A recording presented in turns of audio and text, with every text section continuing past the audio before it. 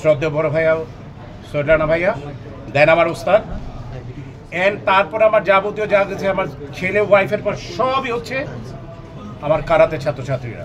আমি আপনারা প্যাচ দিচ্ছেন আমি জানি, এই জন্য আমি যত চেষ্টা করি আমি প্যাচের বাইরে থাকতে চাই। তারপরও বাট কিছু কিছু সময় you have to speak the truth. আমি বলছি না খালি পোস্টে গোল দিচ্ছে, এটা সম্ভব না, বিকজ আনডাউটলি বলবো যে হি ইজ ব্লেসড বাই আল্লাহ, নাহলে সেই এই জায়গাটায় যেতে পারতো না সে। বাট একটি সময় ছিল তার প্রতিদ্বন্দ্বী ছিল, তারপরে আমি বিশ্বাস করি সে তার প্রতিদ্বন্দ্বী তৈরি হতে দেয়নি। কেন দেয়নি সেটা আপনারা জানেন, আমি বলবো না। আপনারাই বলেন আমাকে সাকিবের কাছে কোনো প্রতিদ্বন্দ্বী নেই কেন, এই প্রশ্নটা আপনারা নিজেরা কখনো বলেন না কেন? সব সময় আমি বলি প্লিজ, যেহেতু আপনি প্রশ্নটা করেছেন, সব সময় আমাদের উপরে কেন ছেড়ে দেন? আমি সবসময় যেটা বলতে চাই সেটি হচ্ছে যে pain is mightier than the soul. এটা আমরা সকলেই জানি।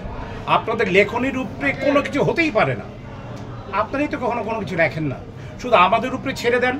আমরা কেমন একটা কথা বলবো সেটাকে ধরে আরও 10 জনে কেমন গুতাগুতি করবো, আমরা সেই চিন্তার মধ্যে আমরা থাকি। বাট আমি মনে করি যে কোনো রকম কারো বিরুদ্ধাচরণ না করেও অনেক সুন্দর কিছু লেখা যায়, আরেকজনের ব্যাপারে কথা বলা যায়। সেটার পাশাপাশি কেন তৈরি হয়নি এই ব্যাপারটি যদি আপনারাও কিছু কিছু সময় বিশ্লেষণ করতেন বা আপনারাও এটা নিয়ে যদি অনেক লেখালেখি করতেন, তাহলে এই শূন্যতা তৈরি হতো না কখন।